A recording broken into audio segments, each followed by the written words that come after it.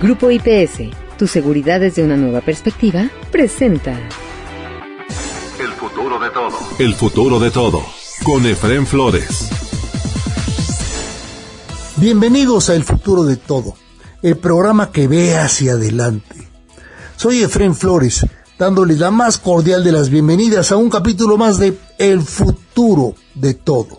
El ingeniero Antonio Arranz es el presidente ejecutivo, el CEO de DHL Express. Y bueno, quiere expresarse en relación al rezago que tiene México, tanto por el lado empresarial como gubernamental, en torno a los requisitos ESG, que son fundamentales para el progreso, para el desarrollo de la economía de nuestro país y, por supuesto, para el combate al cambio climático. Escuchemos pues a el presidente ejecutivo de DHL Express, Antonio Arranz. Hola, en México vamos muy atrasados con respecto a Environmental, Social and Governance. En la parte E de Environmental, el mundo se está moviendo bastante rápido con todas las tecnologías verdes. Y obviamente en la parte de logística, una de las cosas más importantes es la de la reducción del carbono, del CO2, con los vehículos. Y entonces los vehículos eléctricos se vuelven uno de los puntos más críticos.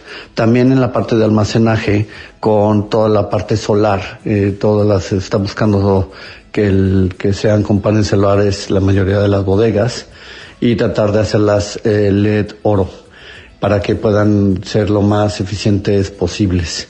México va atrasado porque no hay inversión, no hay aprobación del gobierno para hacer reducción de impuestos por inversiones en este tipo de tecnologías, lo cual Europa va muy avanzado en ese tema, y Asia.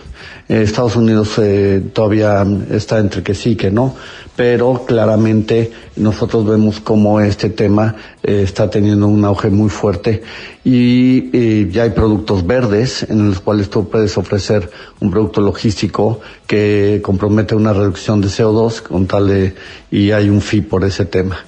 Y se ve muy interesante. Creo que vamos a ir viendo avances fuertes por parte del mundo, y eso va a traer presión a México, sobre todo con el nearshoring, con las compañías que tienen que estar comprometidas en Estados Unidos con el ESG. Saludos. Muchas gracias, Antonio Arranz, por esas palabras para el futuro de todo. Son muy útiles, muy efectivas. Ojalá las autoridades y también los empresarios, tanto nacionales como extranjeros, se den cuenta de lo que ya se requiere hacer para realmente fortalecer las relaciones económicas, productivas, entre los tres países norteamericanos, entre México, Estados Unidos y, qué decir, por supuesto, también con el Canadá.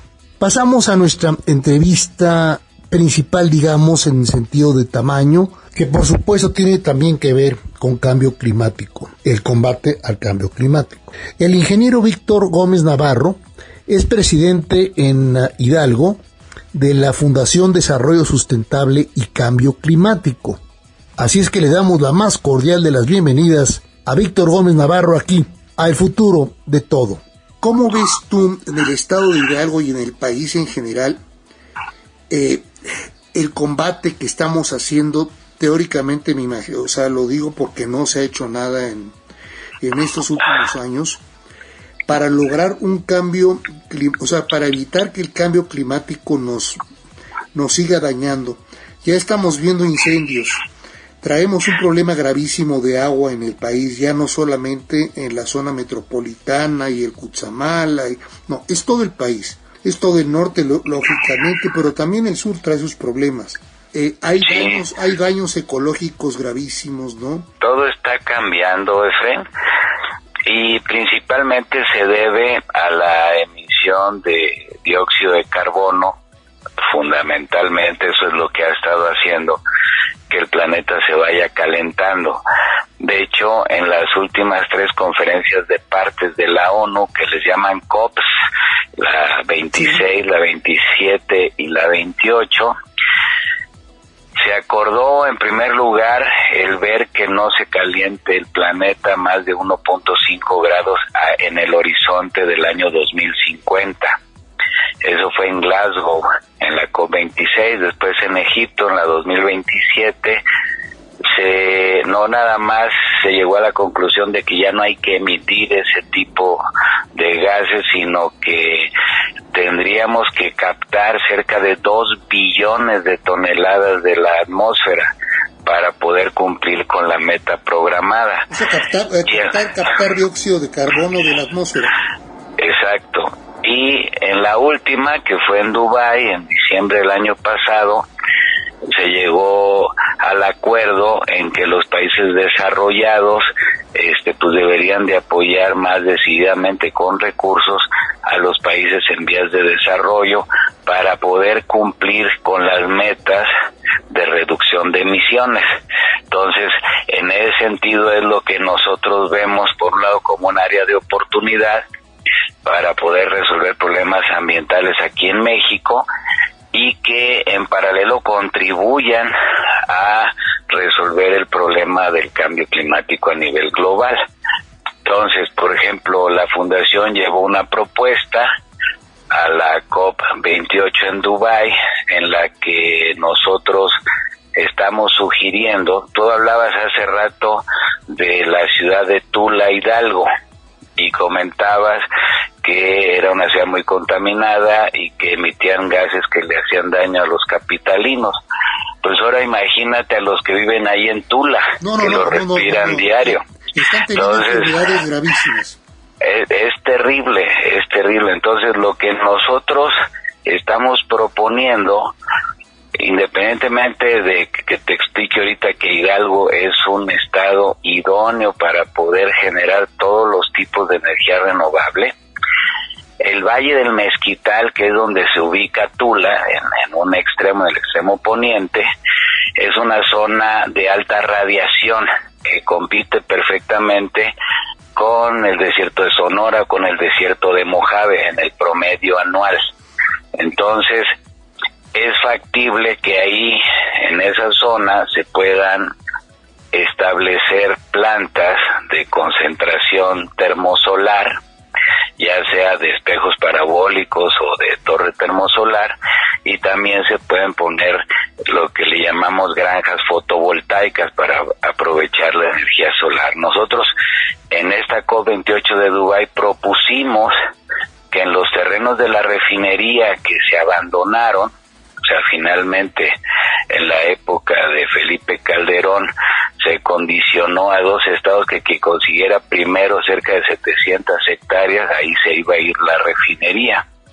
Entonces el estado de Hidalgo logró hacerse de las tierras y finalmente pues no se hizo nada más que una barda. En el sexenio pasado tampoco la construyeron, argumentando que era más barato refinar en Estados Unidos que en México.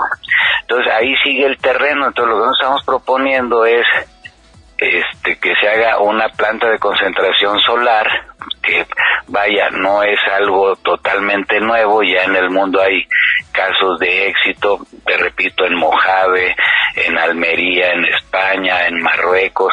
La última la hicieron en el desierto de Atacama, en Chile, donde puedes producir muchísima energía eléctrica a partir de espejos que concentran toda su energía en una torre para calentar sales, que al intercambiarlas, hacer un intercambio de calor con agua, se produce el vapor que mueve las turbinas, que genera la energía eléctrica, se sube al sistema interconectado. Entonces, ¿para qué quieres esa energía limpia? Bueno, una, para iniciar con la transición energética y dejar de consumir combustibles fósiles. Pero la otra, con esa energía se podrían instalar un par de plantas captadoras de CO2 ahí mismo, en ese mismo terreno. Entonces imagínate unas plantas que reciben 400 partes por millón de CO2 y liberan solo 100, o sea, tienen una eficiencia del 75%, mejorando sustantivamente la calidad de aire que respiran los habitantes de la región de Tula. Si a eso le añades que con esa energía y en un acuerdo con las empresas cementeras pudieran reconvertirse los hornos en los que se produce el cemento Portland a eléctricos, en lugar de estar quemando llantas o de estar quemando el combustible alterno que le llaman, que finalmente no deja de ser contaminante, entonces la mejora en las condiciones atmosféricas sería totalmente exponencial, ¿sí? Ahorita en la región de Tula hay 6 empresas cementeras y que emiten muchísimos gases, muchísimo polvo. Entonces tú pasas por el arco norte, volteas a ver a Tula y entre la refinería, la termoeléctrica y las cementeras pues producen una nata espantosa que la gente respira y que desafortunadamente está incidiendo en problemas de salud respiratorios, del tracto digestivo superior, etcétera.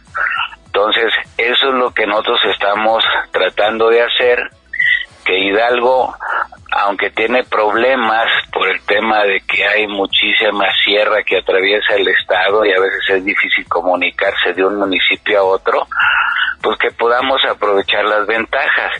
Una es este desierto que hay prácticamente en el centro del país, que en línea recta está a menos de 80 kilómetros de la zona más industrializada de México, pues poder poner ahí plantas termosolares que abastezcan el centro de México. Hoy en día aparentemente hay un superávit de energía eléctrica en la red interconectada nacional, pero tú estás hablando que la gente del distrito del Valle de México pues consume energía de Laguna Verde en Veracruz o de Monclova, ¿no? O sea, finalmente la energía es un fluido, pero pues el costo de transmisión es alto.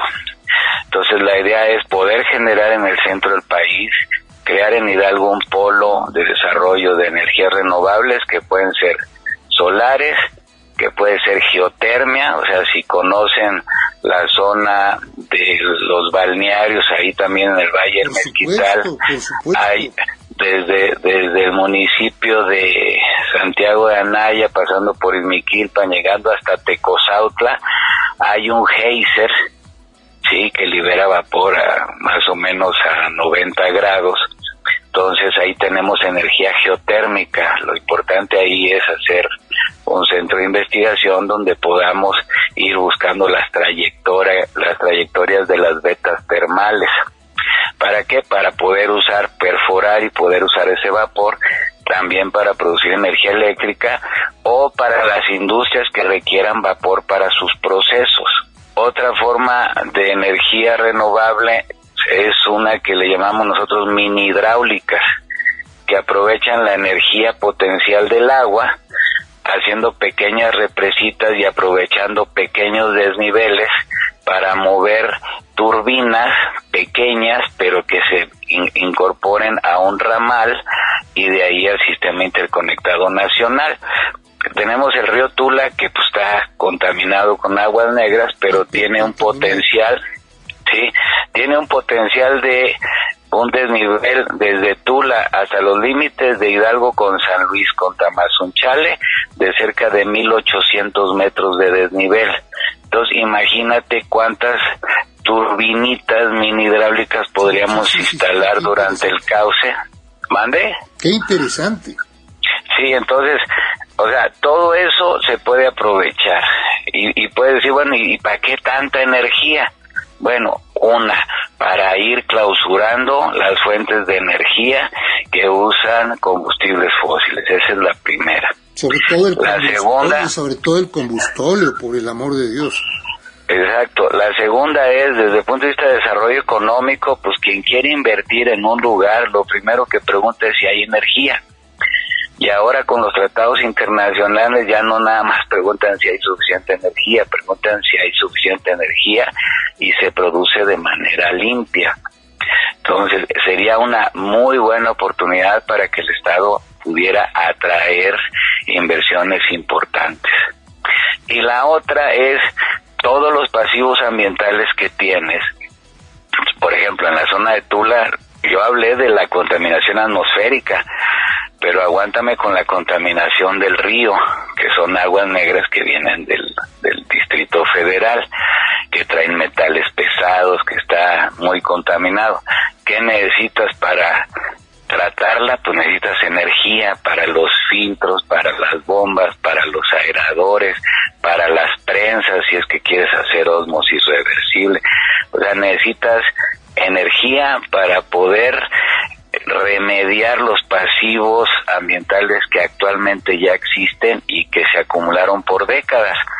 Está el distrito de riego de aguas negras, que son miles de hectáreas que se han regado durante muchos años con aguas negras y que ya están colmatados de metales pesados. Entonces, los riesgos que pueden presentar para la salud de los individuos, si es que, por ejemplo, ahí cosechan hortalizas, pues ya rebasan los umbrales que marca la Organización Mundial de la Salud. Entonces, en algún momento van a prohibir el consumo de ese tipo de hortalizas.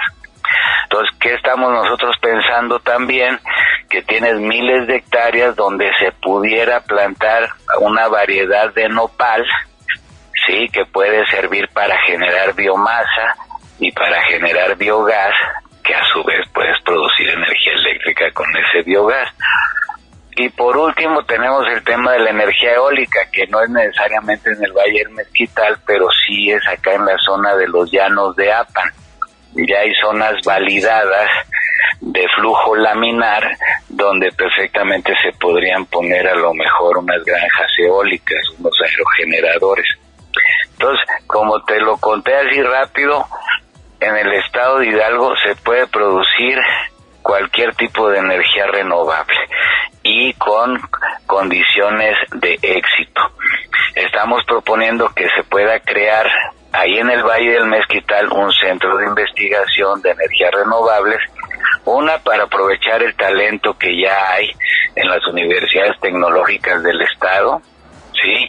Y la otra, ¿por qué ahí? Pues porque sales y no caminas ni 3 pasos y ya estás recibiendo la radiación solar en toda su magnitud.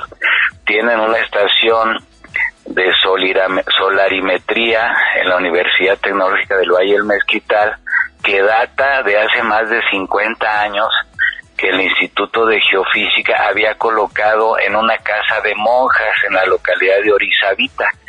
Por eso es que quienes andamos en este rollo de la energía solar nos enteramos que las radiaciones que se han registrado durante los últimos 50 años perfectamente compiten para poner esas plantas termosolares. Vamos a regresar para concluir esta interesante charla, pero antes, 20 segundos y regresamos con ustedes, aquí, a El Futuro de Todo. ¿Te preocupa tu seguridad o la de tu empresa? ¿Necesitas oficiales de seguridad, protección ejecutiva, monitoreo personal o vehicular? No te preocupes. Con Grupo IPS, empresa mexicana en seguridad privada, tu seguridad desde una nueva perspectiva tiene lo que necesitas. Además, son especialistas en alarmas y seguridad electrónica. GrupoIPSMexico.com. El futuro de todo. El futuro de todo. Con Efrén Flores. Continuamos en El Futuro de Todo. Soy Efrén Flores dándoles el más cordial de los saludos. Estamos con Víctor Gómez Navarro. Él es presidente en Hidalgo de la Fundación Desarrollo Sustentable y Cambio Climático. Nosotros tenemos que aprovechar la oportunidad para captar 2,000 billones, 2 billones de toneladas de CO2. Se requiere poner cuando menos unas 500 plantas en todo el mundo, que al día de hoy las que más captan son 500,000 de toneladas de CO2 al año. Sí, lo que nosotros quisiéramos es poder poner en Tula 2 plantas de 1,000,000 de toneladas al año cada una. Sí, entonces a nosotros no nos sirve de nada que ahorita, por ejemplo, la tecnología de captura directa de CO2 de la atmósfera empezó a desarrollarse en Islandia. Ya ves que allá hay muchos volcanes, etcétera. Claro, entonces, geotérmica. Están captando ya el CO2 y en Estados Unidos también, y hay algunas otras plantas prototipo en otros países. Pero de nada nos sirve que pongan 10 plantas en Australia o en Canadá o en esos lugares si aquí lo estamos respirando diario. O sea, lo importante es ubicarlas donde más se necesita y donde menos tiene que trabajar la planta para captar el CO2. ¿Sí me explico? Pero por supuesto, o sea, que lo te explicas. Y sabes algo que también es impactante, que acabas de decir ahora, hace unos minutos. Va a llegar el momento en el que muchos de los productos agroindustriales y agrícolas de nuestro país que exportamos ahorita exitosamente al resto de Norteamérica e inclusive algunos países de Europa, los van a empezar a rechazar, primero que nada por la contaminación con la que generamos energía eléctrica, pero además por las aguas con las que están regándose los productos, que no son necesariamente muy limpias en todo el país. Es correcto. Entonces, todo eso, ¿ustedes cómo lo ven? A mí se me hace muy larga la curva que se propuso en la COP28, de esperarnos, o sea, de alcanzar estas metas, de no sobrepasar los 1.5 grados para el 2050. Eso tiene que meterle... No, es que si no arrancamos desde antier, no va a ser humanamente posible que se logren las metas. ¿Y sabes lo que pasa también de lo que estás diciendo? Perdón que te interrumpa. No, adelante. Pero a mí me preocupa mucho México porque todo lo que teníamos esperanza de que viniera de nueva inversión extranjera directa, en sector primario, en sector sobre todo secundario industrial, ¿no? Que deberíamos, de acuerdo con el TEMEC, también estar cumpliendo en el sector terciario. Mucho no se va a lograr porque, mira, acaban de autorizar en Estados Unidos el presidente Biden una inversión directa de $7,000 millones de inversión de emergencia para generar energías limpias.